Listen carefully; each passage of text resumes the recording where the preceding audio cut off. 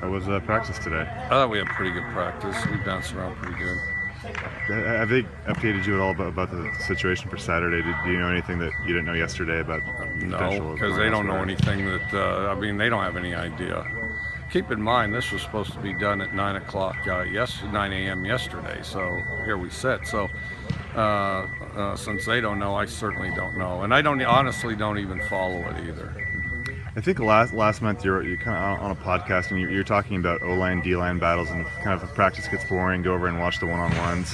Have you had a chance to kind of watch Hercules and Cody go at it at all this camp? Or I watch it every day on film, but I'm over at Pascal when they're doing that. So I don't get to see it live, which that's the best is when it's live, because as it starts and as they get all fired up and as it ends, that's always good too.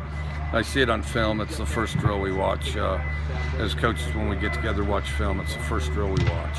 Is that kind of one of the more high caliber matchups you've seen? Just two players who are each kind of one of the best at the position in the country, Cody and Hercules. Yeah, and it's a pretty good matchup. And Cody had some success pretty early because he's got long arms and he's so massive that. He can successfully absorb Hercules sometimes, but by the same token, Hercules is real quick and is going to squirm around. And what Hercules does best is he understands leverage, but Cody offers an awful lot of weight to leverage. So, if Hercules is successful on his first move or his counter, then Hercules will get through, but it is a heck of a matchup. And the one thing I will say is Hercules, despite his size, gives up far less ground as far as a run block or something than you'd expect or most people do. Is he pound for pound one of the stronger players that you've seen? Despite his stature, he seems to be as strong as someone twice his size. On the field, not necessarily in the weight room. On the field, and there's a difference between field strength and weight room strength. The field strength, and I think what Hercules does well is he does a real good job getting inside and has a sense and a feel for when a guy's vulnerable and when to attack something, and does it quickly. And he is inordinately strong and can catch a guy leaning or toss him off balance and react. Coach, I don't know if you've seen through the news, but the Boston Red Sox and New York Yankees, they kind of were caught stealing signs. And just what's your overall thought? Do you guys worry about other teams coming in and possibly trying to do that? And is there any preventions to?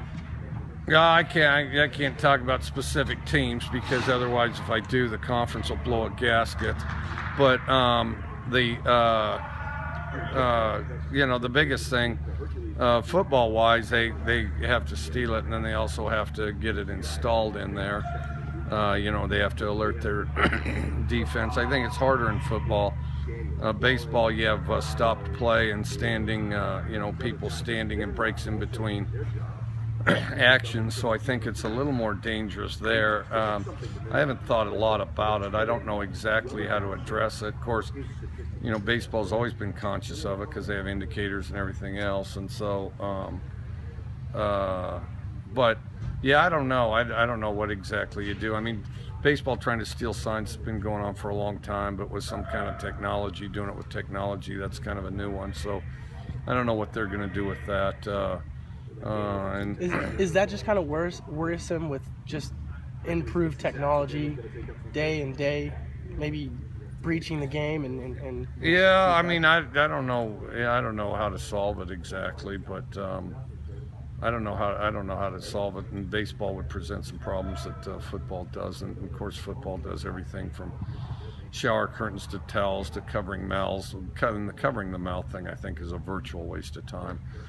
And I think it's a waste of time at every level. And I don't care what any of these people say. This business of covering mouths, I mean, that's the height of paranoia. But I think that you don't. There's certain plays you don't want to get busted on. I mean, I've just had it all. I mean, guys come racing the sideline. They know our signs. They yelled, "Watch the pass," and we threw the ball. Well, yeah, no kidding.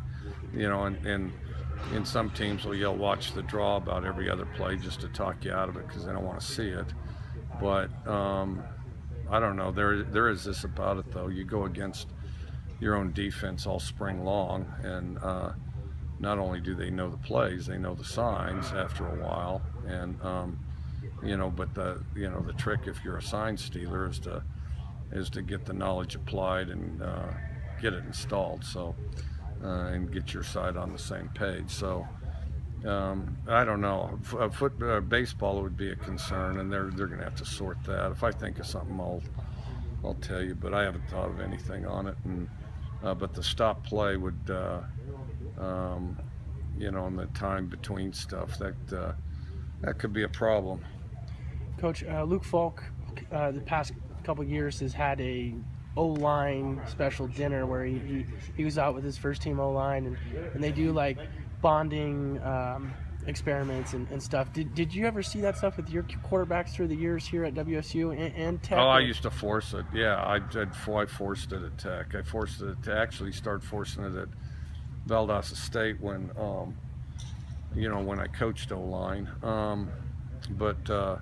No, I think it's critical. I mean, because the quarterback on some levels of voice in the locker room because he gets to talk in practice. Everybody responds to his calls and his commands, and then numerically, not only are they the biggest, strongest people, but numerically, O-line is the biggest position, and so you want all those guys on the same page, and plus everything they do has to be choreographed one with the next in a way that's unique to other positions, and so. I think it's very key, and I've pushed it for, I'd have to add up, but a long time. Yeah, his father. And Luke does a good job of it. Yeah, his father comes out with him, helps him out. It's kind of tough. You wouldn't want to be footed with that bill at the end of dinner, correct? Well, they aren't, but even if one guy didn't pay or something like that, they'd all go and get together and everybody pay their part. Do you guys plan on redshirting Travell Harris this year? Well, we don't really necessarily plan on anything. We wait and see if they're in the two deep. If you're in the two deep, then you don't redshirt, and if you aren't in the two deep, you do. So it's about as easy as that. Brandon Konate was added to the two deep. Can you talk about just the leap he's made and how great he's played, being a former walk-on? Well, he's been real steady. He's been steadily productive, I think, lately, and so I think he's done a good job.